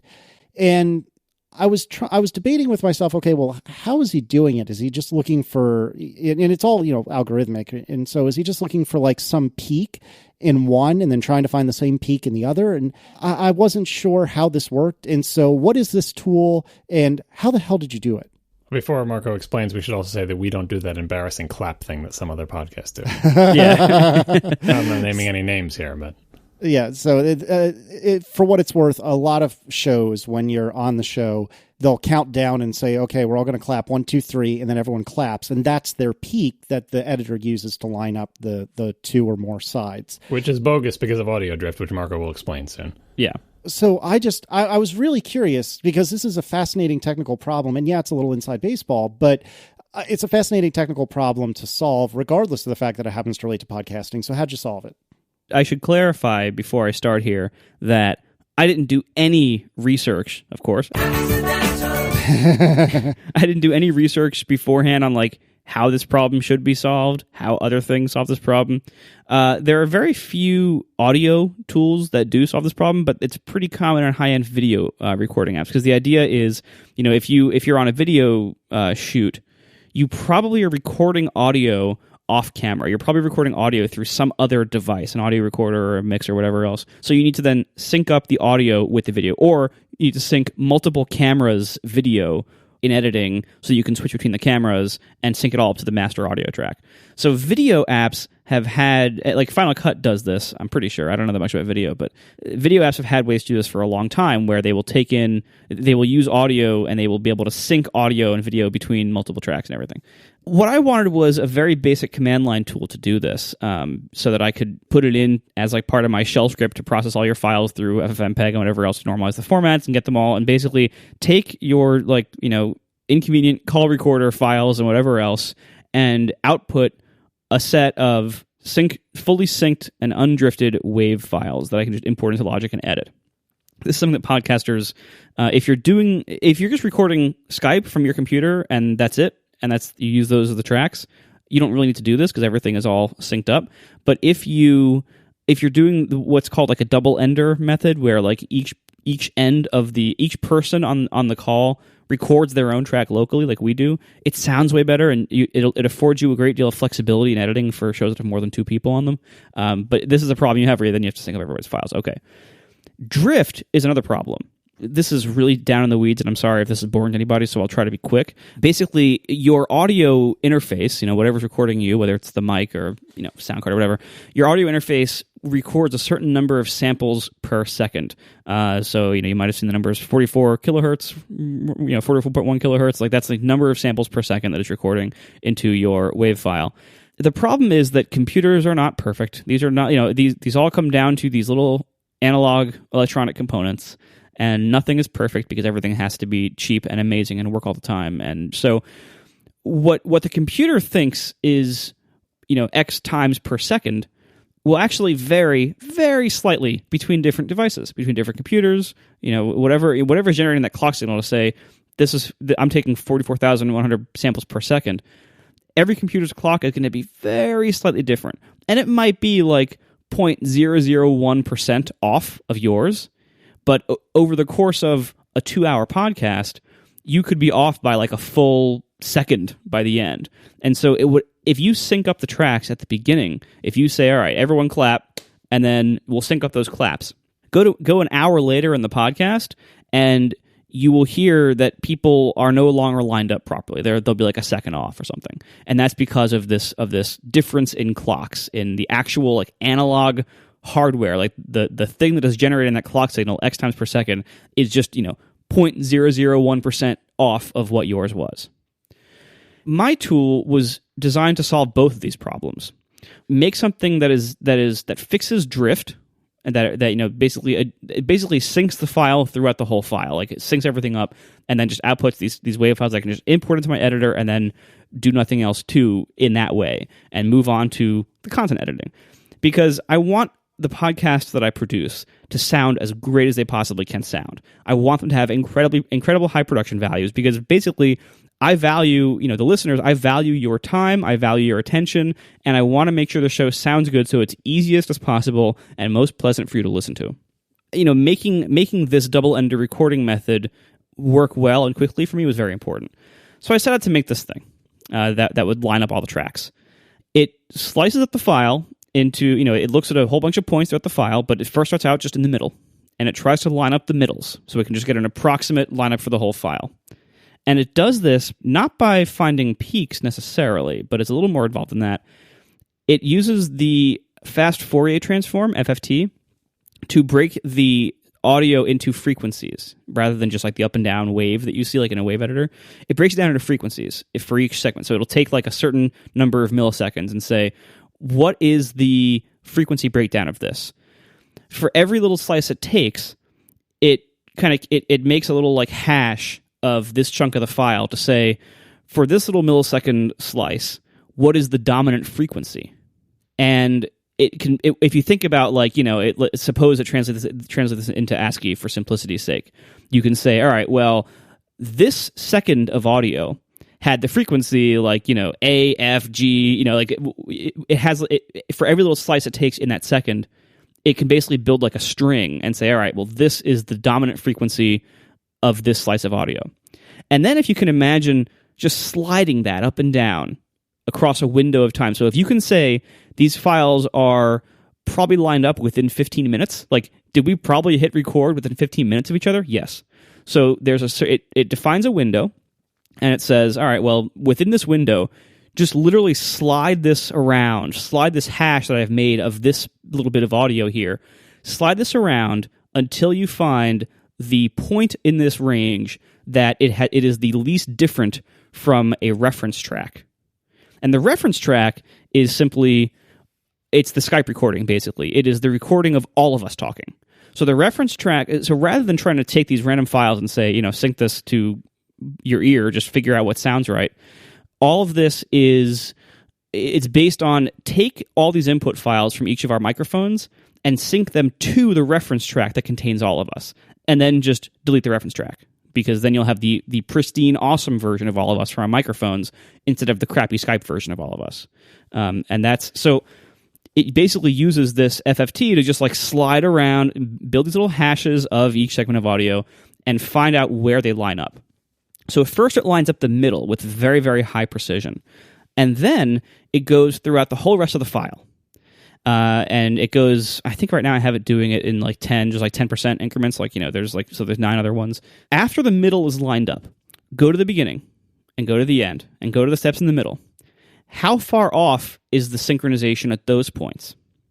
Because the thing about drift is that it tends to be fairly constant. Your clock variation in how fast your computer's clock measures that time slice, that tends to be fixed or close enough to fix during a 2-hour podcast. It goes to the ends of this scale. And it says, all right, well, in the middle, we're perfectly lined up now. At the beginning, we are like 0.5 seconds off, negative 0.5 seconds. At the end, we are 0.5 seconds ahead. So that means that in this time span, we've gone from -5 to plus, or -0.5 to plus 0.5, so that it basically builds, based on looking at the whole file, looking at these averages of this rate, it interpolates an average drift for the whole file, and it says, all right, well, this looks like we are gaining 0.1 seconds of drift per hour, or whatever the rate is, based on looking at all those different points in the file once the middle is aligned. So then it just goes to the beginning and says, all right, well, at the beginning, we'll fix that. And then throughout the file, we know how many seconds per hour or whatever we have to insert or remove to sync this up properly. So it uses basic audio stuff to find periods of silence and use. I'm pretty good at dealing with silence now. Use the silence to insert or remove padding at opportune times where you won't notice. And that's how it undrifts the files. That's smart as hell. And the vast majority of the time it works. And because it is using dominant frequencies as like the way to tell whether things are similar, it is fairly immune to the volume differences, because like the Skype track is going to have a very different volume level than whatever microphone file you give me. It's also going to be way lower fidelity. It's going to be like, weird and possibly distorted in some subtle ways. But dominant frequencies tend to be the same, regardless of how it's recorded, because that's what you're hearing. Like if it sounds roughly the same, it's gonna match up pretty closely in the file and in the frequency hashing thing. And then so it's just and because it's like I'm not necessarily looking for that exact match.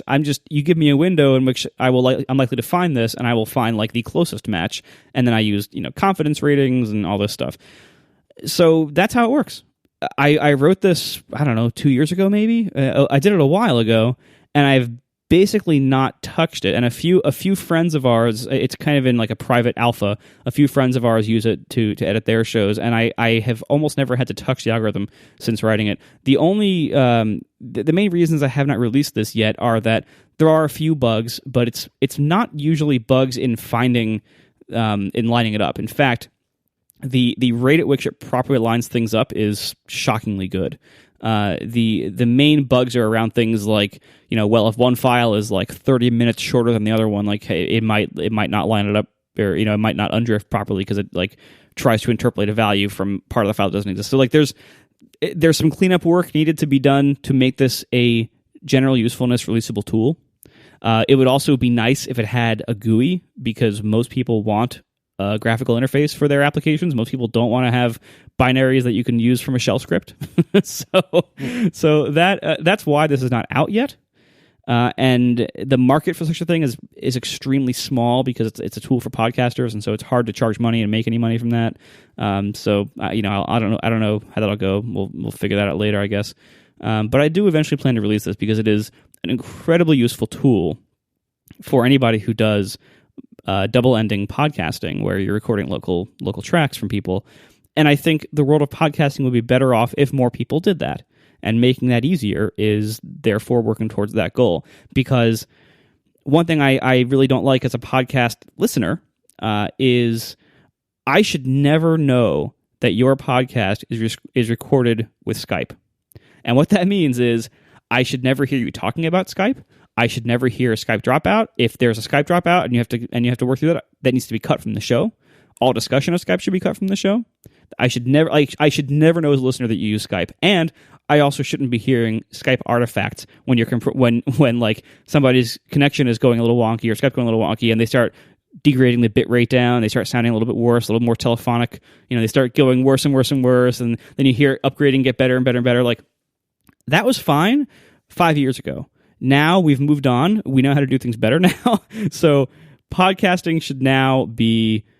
I want to raise the bar. Like the local recording should be the norm now in most cases. And yes, there are some cases where you need to use Skype for more practical reasons. Things like if you have like a guest call-in show where you're having a different guest every week, like getting people microphones is already a big pain, and it's hard enough dealing with that. So, there's certain exceptions to this, but for the most part, like if you're doing the same show every week with the same people, I should never ever know that you use Skype. So that's why I made this tool. That's why I made it to save myself time. Hopefully it'll save more people time in the future and make podcasting better, which is kind of my overall goal for everything I do these days. But it's going to be a lot of work before this is in a releasable state. It's funny what you said about never knowing that Skype was used, because I feel like we do a really good job of that. Unless my iMac, that I swear isn't broken, breaks. In which case, that's exactly why we had to use, I guess it was your recording of me for the first half of that show. Exactly. And people justifiably were fairly either confused or perturbed by it. And I don't blame them. It sounded like garbage. And I still feel terribly guilty about that. And that is exactly what we're trying to avoid. It's all your fault, Casey.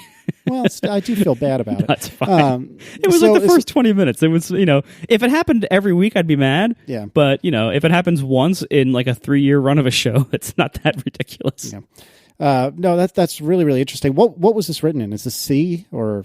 Yeah, it uses Objective-C. It's an Objective-C binary that you access via terminal. So like it has access to Foundation and everything, but all the core logic.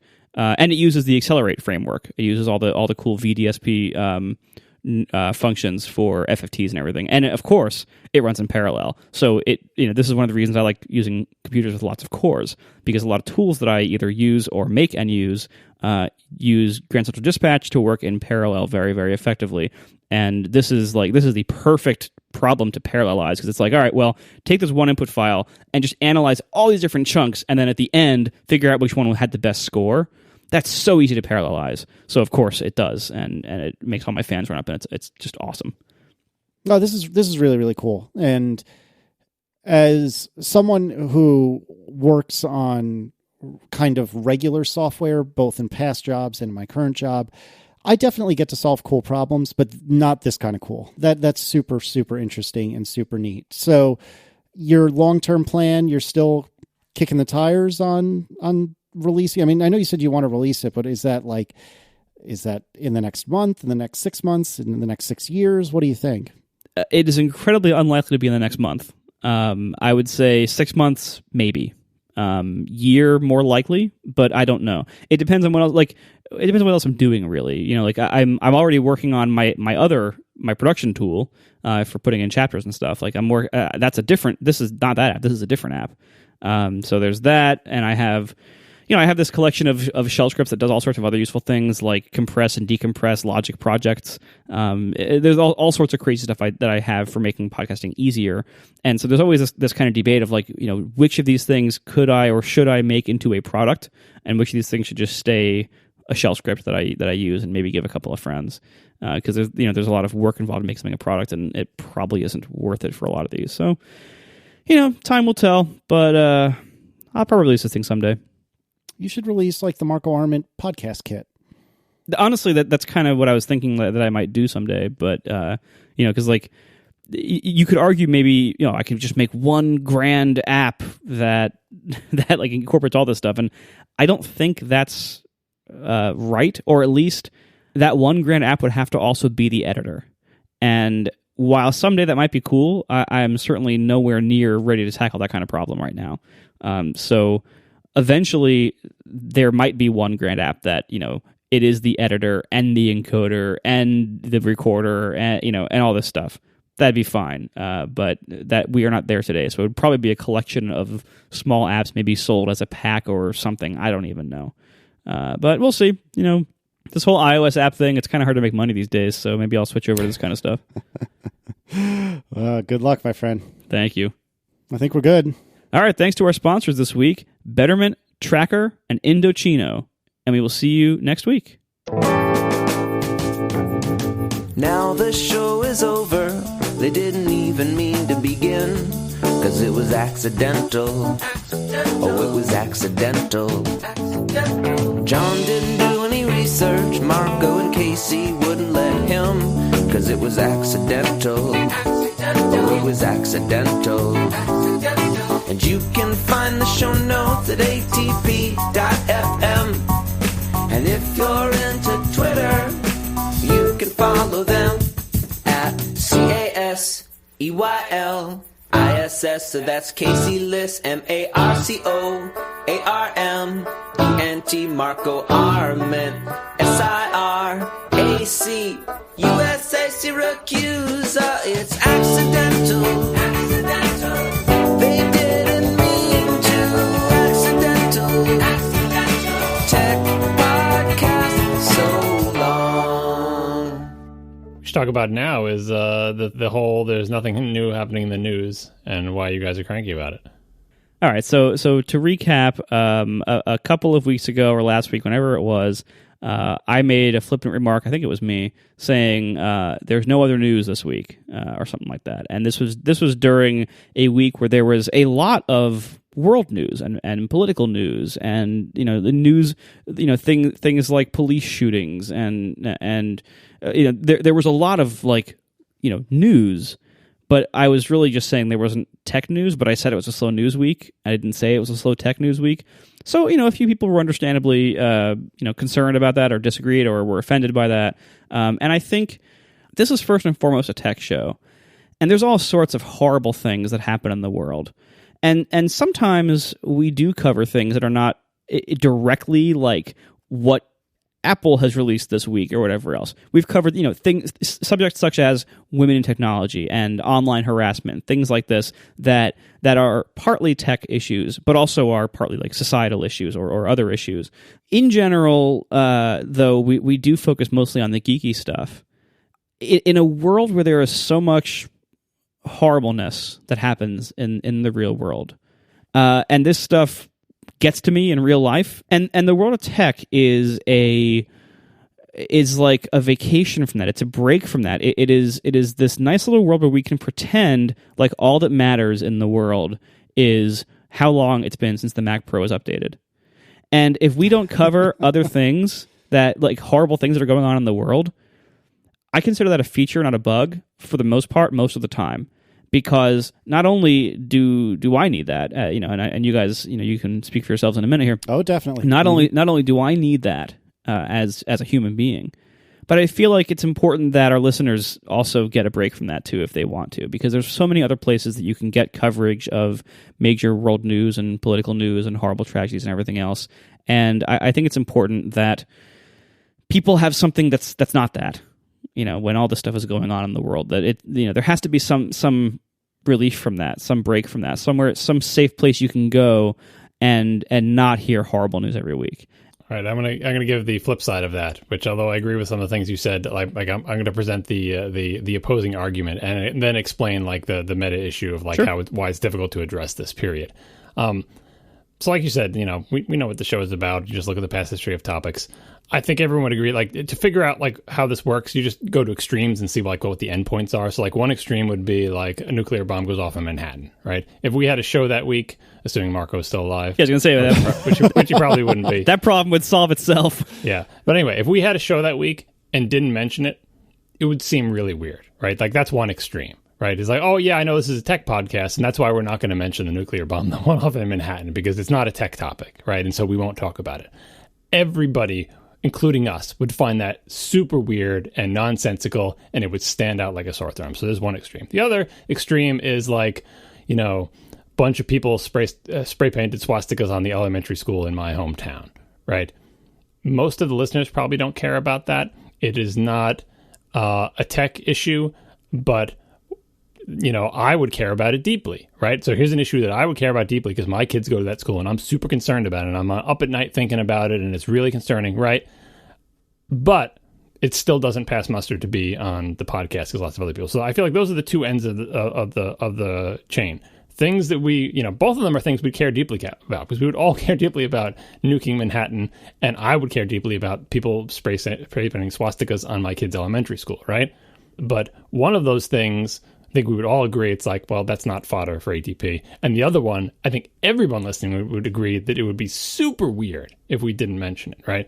And so the trick about this thing is figuring out along this spectrum between the nuke and the local issue that, whatever, along the spectrum of issues that we're going to presume that, like Marco said it, and I'm assuming Casey as well, that we all really do personally care about and think about a lot or whatever.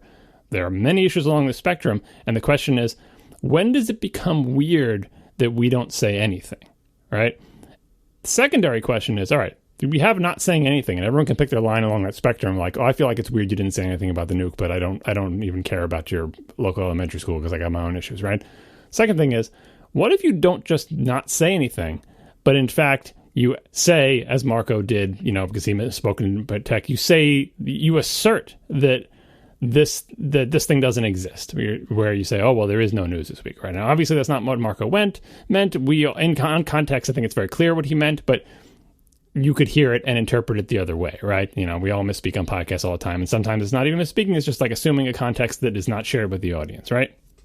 But positively asserting the absence of something gets into the realm of what everyone calls erasure, where you're intentionally, most of the time erasure is intentionally, but intentionally or unintentionally creating an environment where the people sort of soaking in it it supports a worldview where this thing is not an issue or is not a problem or doesn't exist. So by positively asserting that nothing was going on, it is a form of erasing the struggle of Black Lives Matter or whatever things that we may care deeply about. But for the people listening, it's I'm providing a safe space for you to pretend that Black Lives Matter doesn't exist, right? And there's a flip side of that, is what Marco says. Well, sometimes you don't want to hear about the crappy things in the world. You just want to hear us talk about Casey's Mac or whatever. There is a flip side to that. But erasure is a real thing, and it happens all the time. And so when the combination of not being clear enough about this, there's no new tech news, and really saying there's no news, that reads exactly like erasure. And I think for a lot of people, although Black Lives Matter and police shootings and stuff is not a nuke on Manhattan, it is close enough to the threshold of things that should be important enough that should come up on ATP for people to think, oh, they think it should have been included. Now, that judgment I feel is, that's definitely a judgment call, whether you think it's appropriate to add. But once you start positively asserting and it starts looking like erasure, that's a problem as well. And then the meta problem, like I said, is say this happens. Say all three of us, who I presume all care deeply about these issues that we didn't mention on the show, as we do about many issues that we don't mention on the show for a variety of reasons, and all of us basically made the judgment without, that there was not going to be a topic we were going to discuss on ATP, just like there are so many topics that we all care about that we don't discuss on ATP for various reasons that Marco outlined. When we end up with a show that some people hear and it's like, oh, you're not only not discussing this, but you're making it seem like it doesn't happen, and that's bad because it happens all the time, and complains to us about it, the natural reaction is to say, well, but it sounds like they're impugning our motivations. Oh, but we have to say, but we do care about that. In fact, not only do we care about that, but we're on the same side as you, and like it's an important issue to us, and here are the reasons I didn't want to talk about it, and so on and so forth. You get defensive, essentially. And so to have a show where you come back on and have to talk about it in any way, it's very difficult not to feel like you're under attack, when you feel like you're defending yourself for something you didn't do because you totally agree with them, but at the same time, there's no way to, like, you can't go back and add the words that you didn't put there, and you can't control how people interpret things because it does read like erasure to many people, and some people you're just going to disagree with about what meets the threshold from, the spray paint on the school and the nuking Manhattan. You might just have disagreements on where that line is. But the debate becomes about, are you a good person who cares about the issues that I care about? Don't you care about this, or are you actively trying to erase this? And so it's really difficult to come on the show on a follow-up type thing and talk about it in a way that isn't immediately defensive, right? Regardless of how everyone falls on the various issues. And so I think rather than delving into the specifics of this issue, which, we have new news with and another topic that we didn't talk about and don't plan to, like the Republican National Convention, all that stuff, rather than actually delving into those topics, which I still feel like are not appropriate for the show, I think it was more important to talk about the meta issue of being aware that even though you may agree and may think things are important, there are things you can do either accidentally or on purpose that can create an environment that makes it seem like those issues are less important than they are, or gives people sort of a place where they can, a safe haven away from those things in a bad way. Marco talked about the good way. It's like we all care about them, we all know about them, makes us sad, but sometimes I just want to have, escape and play Pokemon Go. Like, that's definitely a role things should play. But the other aspect of it is that I don't think those are actually important, and it's a shame that they're even on the news, and it's not even newsworthy, and those people should just stop complaining, and thank goodness I can listen to a podcast that agrees with me that those things are beneath concern, because nothing interesting is happening in the news, right? Which is obviously not what any of us meant, but it can read like that from the outside. So what should we do differently? What should we do better? If you're just aware of that issue, like the next time, someone, one of us says something like that, add the context. I think that's all that's needed. And then I guess the secondary thing is, even though it feels terrible to think and talk about it on the next show, do it anyway, because it's better than, like, if we were to just not say anything on this show about it, I think that would be worse, because that would be like doubling down. That would be like, well, I didn't know what erasure was and definitely wasn't doing it on purpose, but now that you mentioned it, I'm going to do it. Like, I'm going to pretend, I'm going to pretend that nobody complained, like just being spiteful about it. And so, that's what we do in ATP, as the most painful thing possible, and then we screw it up, but that's our way. Yeah, I mean, I naturally agree with pretty much everything both you guys said. I don't know. I absolutely felt attacked when I saw this feedback, and it was from somebody I feel like I know and definitely respect, and that almost made it worse, because I felt like it was coming from a person, an individual that I felt should have known the context, and I felt the context was pretty obvious. I actually thought for a long time I was the one who had said it, and I think you might be right, Marco. I think it might have been you, but it was Marco, and also Tiff, and like she also got defensive about it. Like it's totally natural to get defensive about it, but like you're getting defensive about the wrong thing. Like the person is not impugning your motivations. Like everybody involved knows that they care about things. It's all about like, all right, your motivations are one thing. It's the whole, we judge ourselves by our motivations, but others by their actions. You're being judged by your actions, even your unintentional actions, or even Marco's unintentional actions. Like, it's like, doesn't matter what you were thinking. It only matters what you said and how it might be interpreted by people who are predisposed to look for a place where someone is positively asserting, that these people don't matter. You know what I mean? Like that is a tough way to be judged, and it has nothing to do with motivations, and it can totally feel like you're being attacked. But if you're not aware that that's even a thing, it's hard to understand, like, what's the big deal? Like, and I know, and we all know together that we care about this. Isn't caring enough? And I didn't do this on purpose, and the context, and it should be clear to people listening.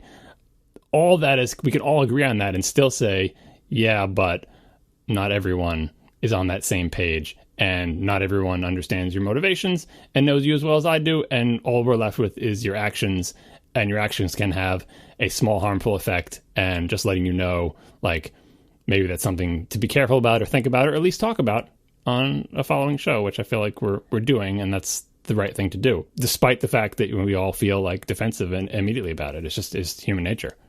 Oh, yeah, I was extremely ragey when this was flying by on Twitter. It was the angriest I've gotten at something I've seen on Twitter that affected me personally in a long time. Really? Because you thought people were saying you were a bad person, basically. And just like you've said, John, whoa, no, whoa. Just because I didn't bring it up doesn't mean I don't care.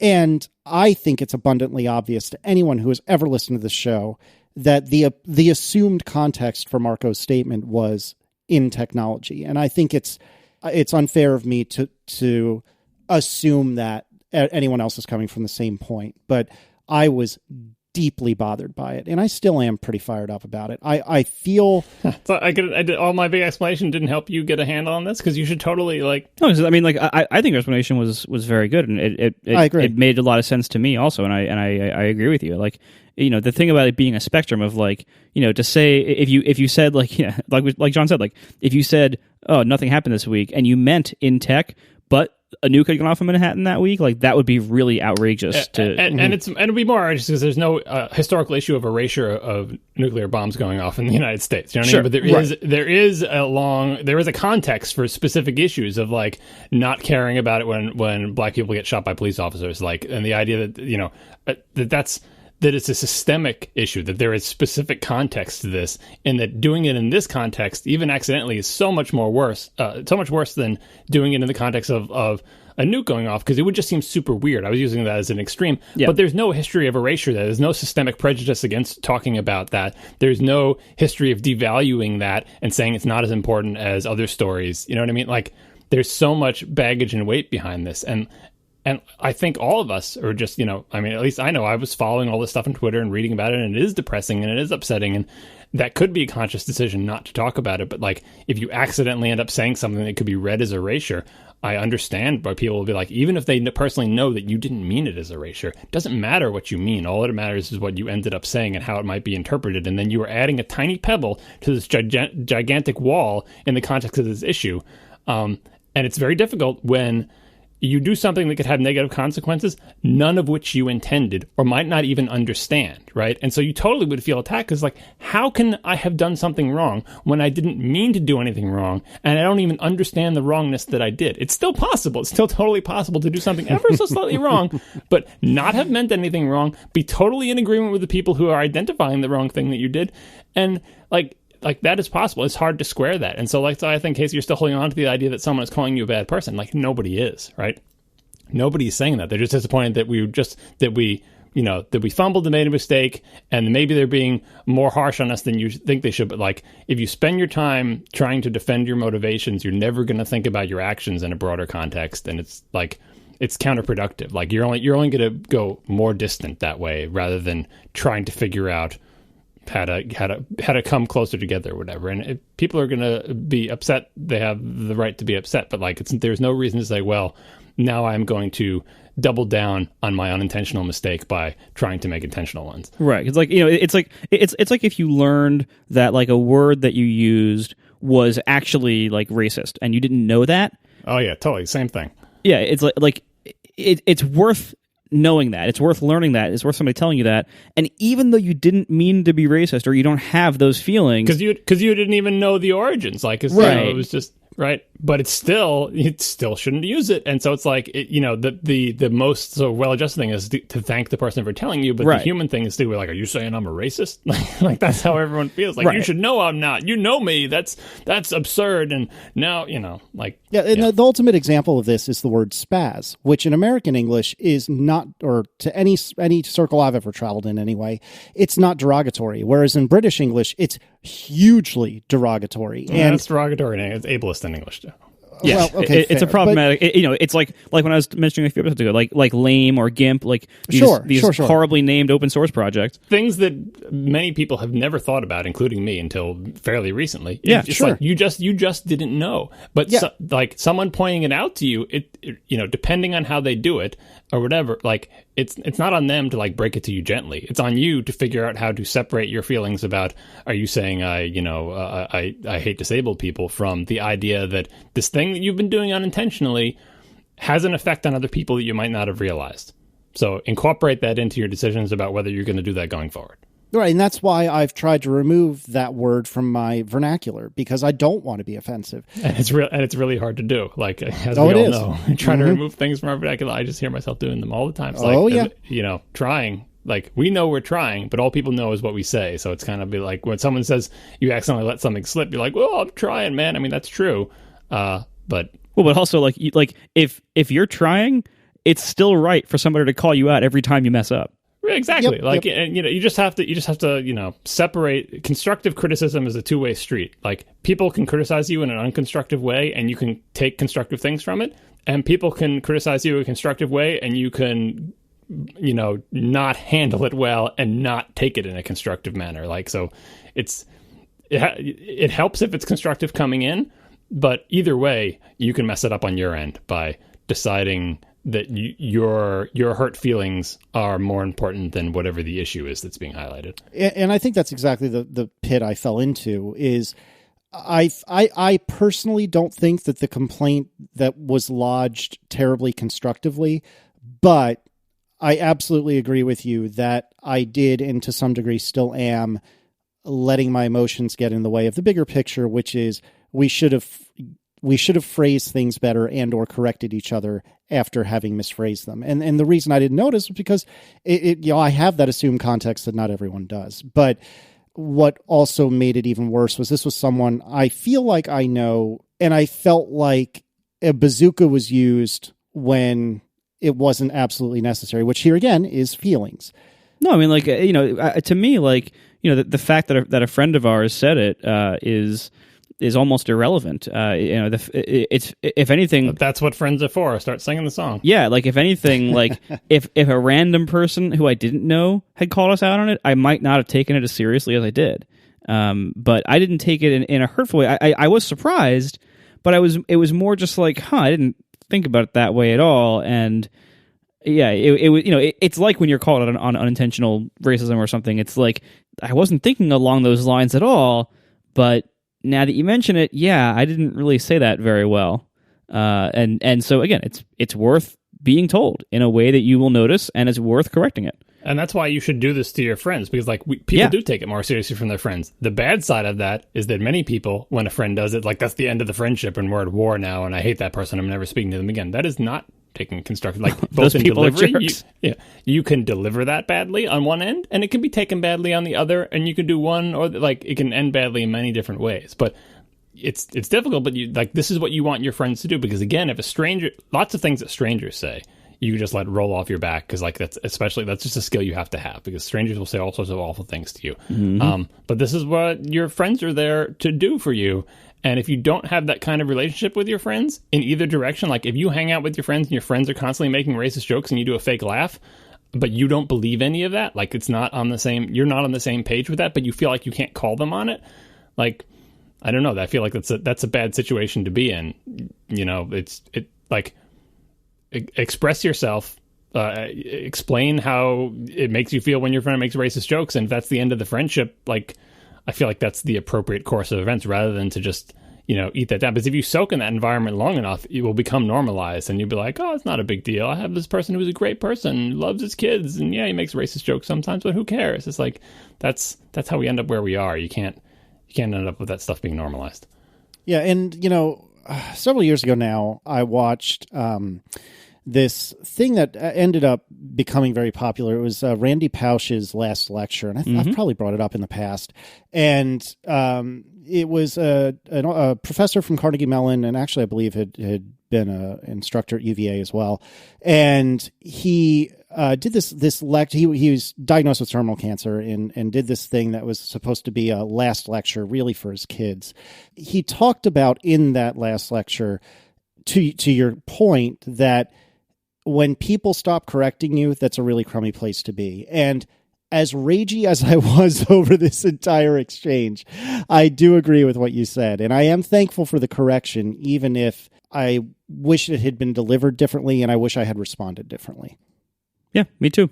Although I have less of a problem with how it was delivered, and I didn't respond. So in other words, you handled it a lot better than I did. Well, you responded now. Yeah, I didn't respond in the moment either, mostly because I missed the moment when it happened. But me too, actually. Yeah, I was like, I didn't even have Twitter open while all this was going on, and then I caught up like hours later. I'm like, oh, all this happened.